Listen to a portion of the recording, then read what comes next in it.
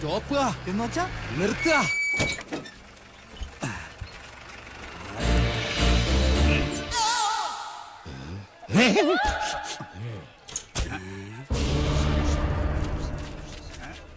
ആരാ?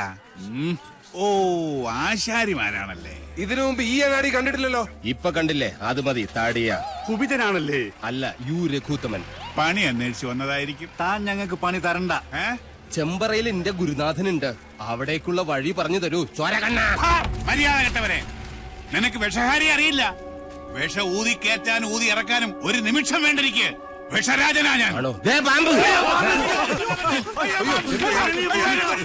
നിലവിളിച്ച് മരിക്കാതിരിക്കുക. ഞാൻ വെറുതെ പറഞ്ഞതാ. ഒരു വിഷഹാരി. തനിക്ക് വിഷ ഊതി ഇറക്കാനേ അറിയാവൂ, തുപ്പാൻ അറിയില്ല. അച്ചോ, ആശാനെ കടിക്കാത്ത പാമ്പ് ഏതൊക്കെ? ചത്ത പാമ്പും കടിക്കില്ല, ഫോട്ടോയിൽ കാണുന്നതും കടിക്കില്ല. പാമ്പല്ല, മീന. ആശാനെ കടൽപ്പാമ്പിനെയും കരപ്പാമ്പിനെയും കണ്ട എങ്ങനെ തിരിച്ചറിയാം? പാമ്പിനെ പിടിച്ച് വെറുതെ നക്കി നോക്കുക. ഉപ്പുരസം ഉണ്ടെങ്കിൽ അത് കടൽ പാമ്പ്. ഏഭ്യൻ. ഇത് കാടോ അതോ വീടോ? രണ്ടായാലും നല്ല തടിക്കോളുണ്ട്. ഇതോടെ നമ്മുടെ അരിഷ്ടതകളൊക്കെ അങ്ങോട്ട് നീങ്ങാൻ പോവാ. നമ്മുടെ അല്ല, നിന്റെ. പട്ടാഴി നമ്പൂതിരി പണിക്ക് വിളിച്ചത് നിന്നെ അല്ല, ഇന്നെയാ. പോഴൻ. ഇനി മേലാൽ മൂക്കിലിരുന്ന് മൂളിയാൽ ചിന്തേരിട്ട് കളയും ഞാൻ. എന്തോ ആരോ വിളിച്ചു എന്ന് തോന്നുന്നു. വരിക. അയ്യോ ആശാനെ, മുള്ള്. ഇവിടെ വെച്ച് വേണ്ട, അങ്ങോട്ട് മാറി നിന്ന് മുള്ളുക. അതല്ല, കാലി മുള്ള്. കാലിലെങ്ങാനും മുള്ളിയാ കൊന്നു കളയും ഞാൻ.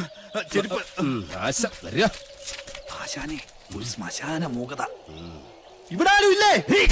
ഞാനിവിടെ നിൽക്കുന്നത് കണ്ടൂടാ തെണ്ടി. അതിപ്പോ ഞാൻ അവിടെ ആരും ഇല്ല. എന്നാ അവിടെ ആരും ഇല്ലെന്ന് ചോദിക്കാം.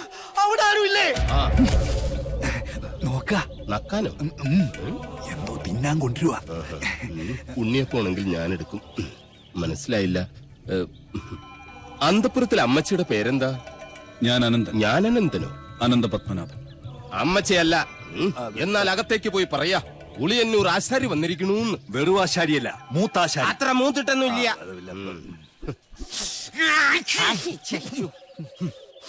നല്ല അരളി പൂത്ത മണം.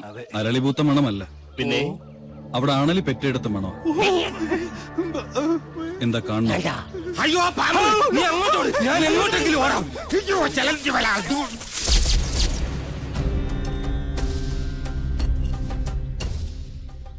വടക്കിന് കൂടാതെ മറ്റു ഗ്രഹങ്ങളുണ്ടായാൽ അതിനെ ഹിരണ്യനാഭി എന്ന് പറയും. ഇത്തരം ഭവനങ്ങളിൽ പാർത്താൽ സർവൈശ്വര്യങ്ങളും ധനപുഷ്ടിയുമാണ് ഫലം. പക്ഷേ നമുക്ക് അധ്വാനിക്കേണ്ടി വരും. പാമ്പ് വേലാതിന്റെ വീട്ടിലേക്കാണ് പണിക്ക് വിളിച്ചതെന്ന് അറിയില്ലായിരുന്നു. അമ്മായി അമ്മ പെറ്റ് കിടക്കുന്ന പോലെയല്ല ആണല്ലേ പെറ്റ് കിടക്കുന്ന കാര്യം പറയുന്നേ. സ്വാമി ഉളിയന്നൂർ തച്ചൻ എന്ന് പറയും. ഉളിയന്നൂർ തച്ചൻ ഉളി പിടിക്കുമ്പോൾ കൈവിറയ്ക്കോ? ഇല്ല, ഉളി വിറയ്ക്കും. ആരോടാണോ നിന്റെ തമാശ? അതെ, ഉളിയന്നൂർ തച്ചന്റെ താവഴിക്ക് വികടത്തം പൈതൃക സ്വത്താണ്. അതിന് ഈ ഭൂമി മലയാളത്തിൽ മരുന്നില്ല. നിന്നെ എനിക്ക് ആവശ്യമുണ്ട്, അതുകൊണ്ടാണ് വിളിപ്പിച്ചത്. എന്തിനാണാവോ? മന്ത്രങ്ങളൊക്കെ പറഞ്ഞു തന്നാൽ തെറ്റാതെ ചൊല്ലാൻ അറിയാമോ? അറിയാമോന്ന്? തെറ്റു പറ്റിയാൽ 100 ആവർത്തി ഇമ്പോസിഷൻ എഴുതിക്കോളാവേ.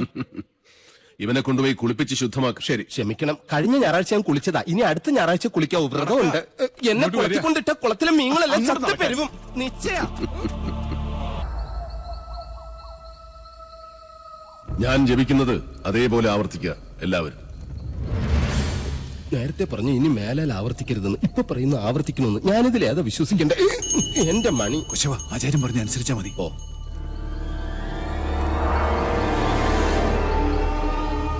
പൂർവാഗ്നേയീ ദക്ഷിണാച പൂർവാഗ്നേയീ ദക്ഷിണാച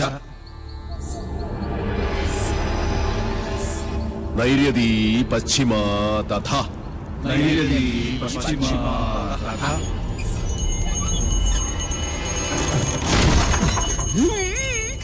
വായവീ ചോത്തരൈ ശാനി വായവീ ചോദരീ ശനി ദിശാ അഷ്ടവിമാ സ്മൃത അഷ്ടവിമാ സ്മൃത.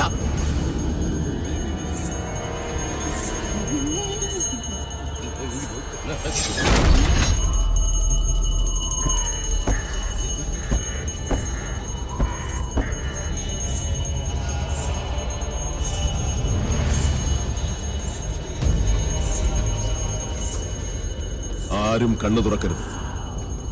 എന്ത് ശബ്ദം കേട്ടാലും ജപം നിർത്തരുത്. ചോര കണ്ടാൽ ഞെട്ടരുത്. ധീരരായ എന്റെ ശിഷ്യന്മാർ പോലും ഭയന്നിരിക്കുന്നു. ഇനി മതിയാക്ക നിന്റെ വായ്പാട്ട്. ആയുധപ്രയോഗം ബ്രാഹ്മണനെ വിധിച്ചിട്ടുള്ളതല്ല. എങ്കിലും ഞാനത് ചെയ്യും. അറുത്തെടുക്കും നിന്റെ നാവ് ഞാൻ. നീ മുടിയഴിച്ചിട്ട് കൂളിയെപ്പോലെ കൂവി ആരെയും നീ പരിഹസിക്കില്ല. ഓം വിശ്വകർമ്മണ്യേ നമഃ. ഇനി നിന്റെ നാവ് ചലിക്കില്ല.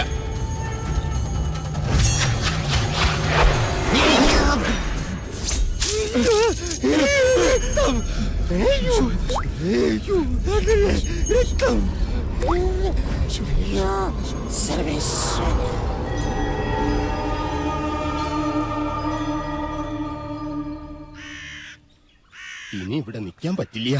രാത്രി ആയി കഴിഞ്ഞാൽ യക്ഷികളുടെ ഫാഷൻ ഷോ കണ്ടു മടുത്തു. ദാഹിക്കുമ്പോ ഷാർജ ഷേക്ക് കുടിക്കുന്ന പോലല്ലേ രക്തം കുടിക്കുന്ന ചരക്കകത്ത് കൂടിയിരിക്കുന്നത്. ഇനി ഞാനിവിടെ നിന്നാൽ എന്റെ ജീവിതം വവ്വാല് ചപ്പിയ മാങ്ങ. അവിടെ നിൽക്ക. തിരിഞ്ഞു നോക്കില്ല ഞാൻ.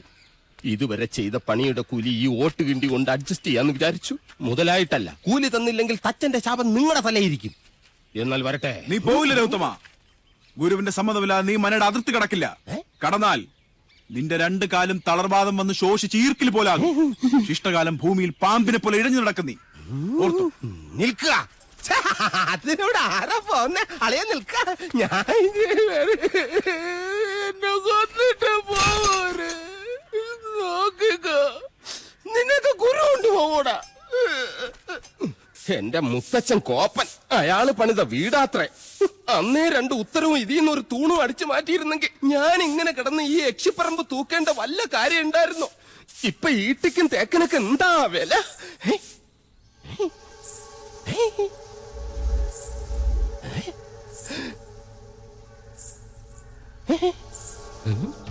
എന്തോ കിലുങ്ങുന്നുണ്ട്. ഇങ്ങനെ നിൽക്കുന്നോണ്ടായിരിക്കും. ഇരിക്ക. യമനെ കൊന്നിയാമ്പ കൊമ്മിട്ടിരിക്കുന്ന പാർട്ടിയായ യക്ഷിപ്പറമ്പെന്ന് പറഞ്ഞത് പിടിച്ചില്ലായിരിക്കും. സാവിത്രി അമ്മേ, എന്നെ കൊല്ലരുത്. ഞാൻ സാവിത്രിയല്ല, തുളസിയാ. അതിനിടയ്ക്ക് പേരും മാറ്റിയോ? മാധവേട്ടനില്ലേ?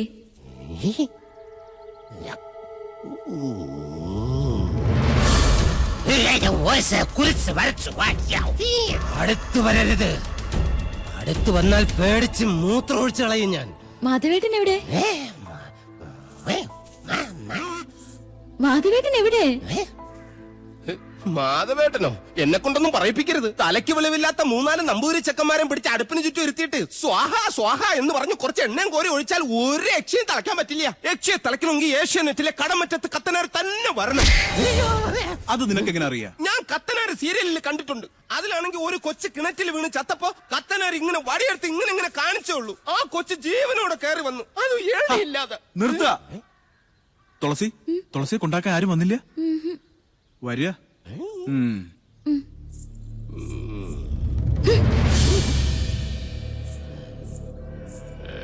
ഇവിടെ യക്ഷിയുടെ മറവിൽ സ്ത്രീകൾ വരുന്നു, ജപങ്ങൾ മുറയ്ക്ക് നടക്കുന്നു.